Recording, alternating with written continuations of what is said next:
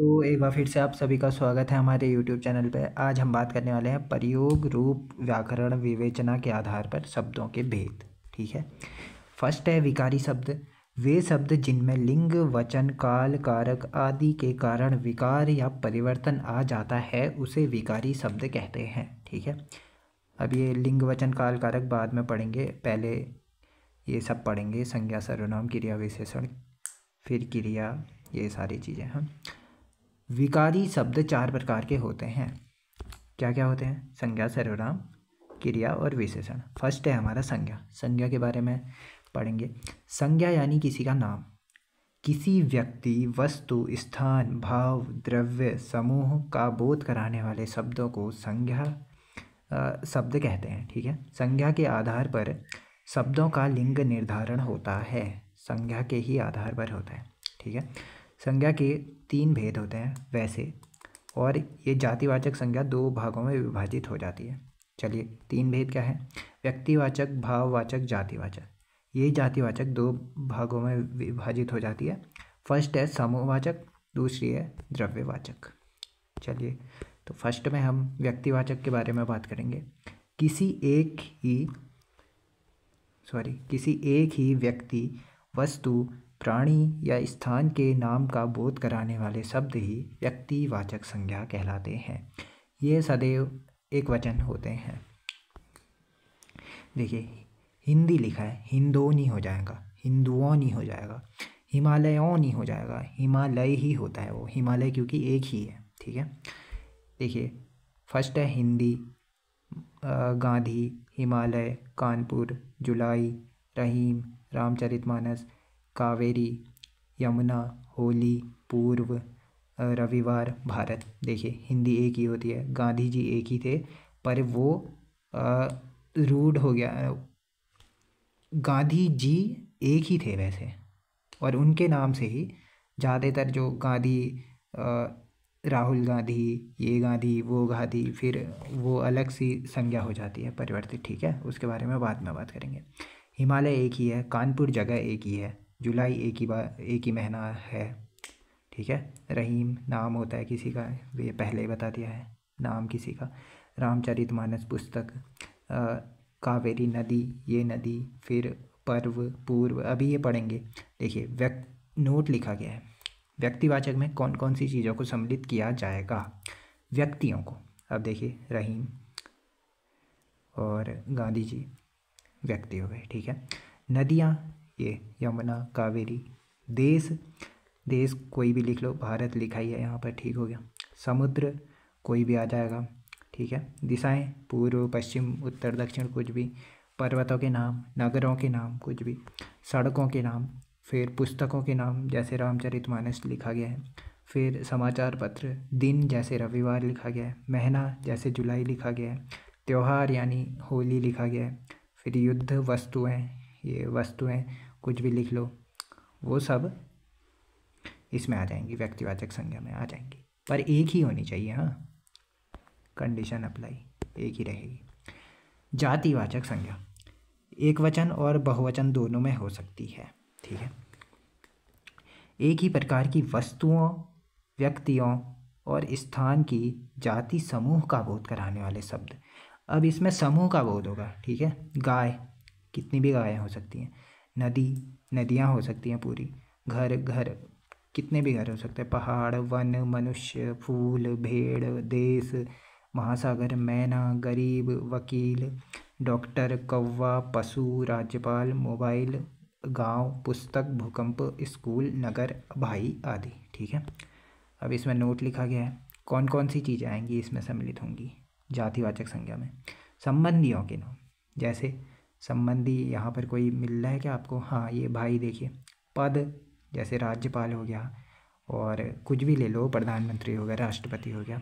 पशु पक्षियों के नाम, देखिए, पशु, भेड़, ये गाय, पक्षी भी लिखा गया होगा कहीं, कुछ भी लिख लो, पक्षी, मैना, ये लिखा है।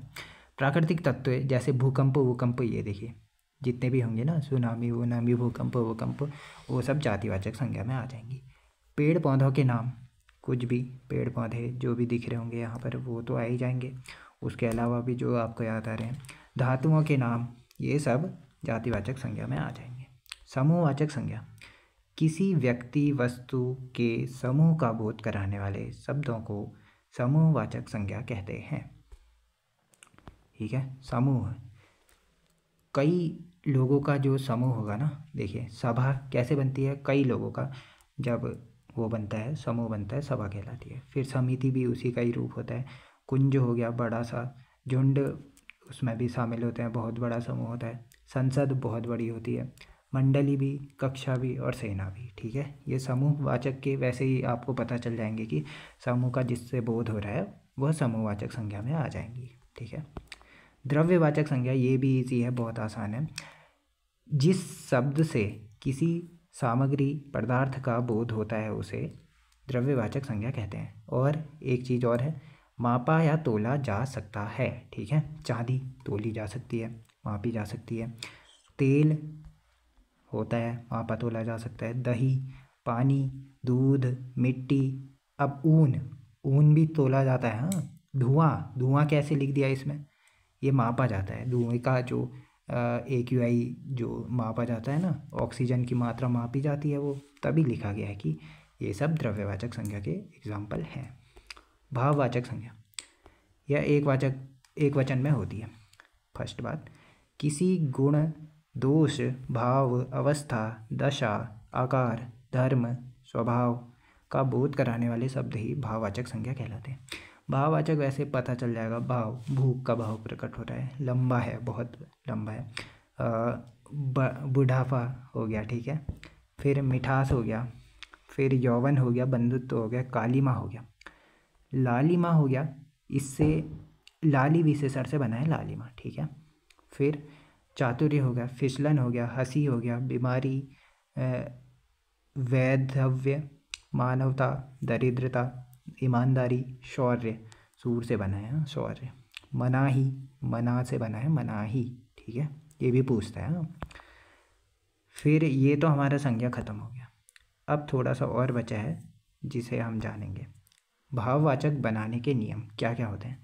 भाववाचक संज्ञा बनाने के नियम होते हैं।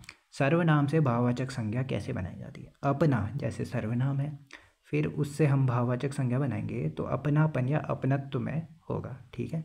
निज सर्वनाम है, अब वो भाववाचक बनाएंगे, निजत्व होगा। जातिवाचक संज्ञा, इससे क्वेश्चन बनता है हमेशा। बूढ़ा जातिवाचक संज्ञा है, इसका भाववाचक बुढ़ापा हो जाएगा। मित्र मित्रता, पुरुष पुरुषत्व, मानव मानवता, मनुष्य मनुष्यता, राष्ट्र राष्ट्रीयता, स्वतंत्र स्वतंत्रता, ठीक है। और फिर विशेषण से भाववाचक, गर्म है विशेषण, गर्मी भाववाचक, कठोर कठोरता, वीर वीरता, मीठा मिठास, विद्वान विद्वता, अच्छा अच्छाई, ये सब विशेषण से भाववाचक हो गए, ठीक है। अब एक नोट लिखा गया है यहाँ पर, क्या लिखा गया है, राम लंबा है, जहाँ पर वाक्य बन जाए तो वो विशेषण होगा, ठीक है, विशेषण लंबा है, ठीक है। फिर राम लंबाई है, यहाँ पर तो बन ही नहीं पा रहा है, वाक्य बन ही नहीं पा रहा है, राम लंबाई है, कौन सा वाक्य बन जा रहा है बताओ। जहाँ वाक्य न बन पाए वहाँ होगी भाववाचक संज्ञा, यानी लंबाई एक भाववाचक संज्ञा है, लंबा एक विशेषण है, ठीक है, ये समझ गए होंगे आप। क्रिया से भाववाचक कैसे बनाते हैं। सजना का भाववाचक होता है सजावट। फिर लड़ना लड़ाई, चुनना चुनाव, पहुँचना पहुँच, घबराना घबराहट, ये सब क्रिया से भाववाचक बनेंगे, ठीक है। अव्यय से भाववाचक, दूर एक अव्यय होता है, दूरी भाववाचक, निकट निकटता, अंदर अंदरूनी, पर्याप्त पर्याप्तता। फिर संज्ञा के विशिष्ट प्रयोग होते हैं। हाँ, यहाँ से आता है क्वेश्चन, इसमें कौन सा शब्द एक जगह आया था कि गांधी जी को राष्ट्रपिता कहा जाता है, तो यह संज्ञा किस रूप में कन्वर्ट हो रही है, अभी देखेंगे उसको भी, ठीक है। पहले इसको देखते हैं। संज्ञा के विशिष्ट प्रयोग, जब व्यक्तिवाचक संज्ञा का प्रयोग एक ही नाम के व्यक्तियों के गुण धर्म सूचित करने के लिए किया जाता है तो वह जातिवाचक संज्ञा में कन्वर्ट हो जाता है। देखिए, कालिदास को भारत का शेक्सपियर कहते हैं।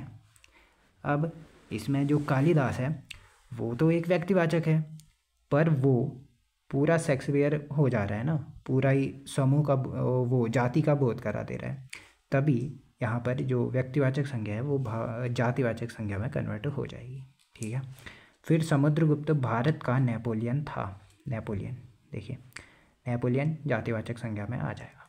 समुद्रगुप्त नेपोलियन का की तरह काम करता था ना। समुद्रगुप्त भारत का नेपोलियन था, इसीलिए यह नेपोलियन जो है जातिवाचक संज्ञा में कन्वर्ट हो जाएगा। इतिहास में कई चंद्रगुप्त मिलते हैं। चंद्रगुप्त यहाँ पर जातिवाचक संज्ञा में कन्वर्ट हो जाएगा, मतलब हाँ चंद्रगुप्त।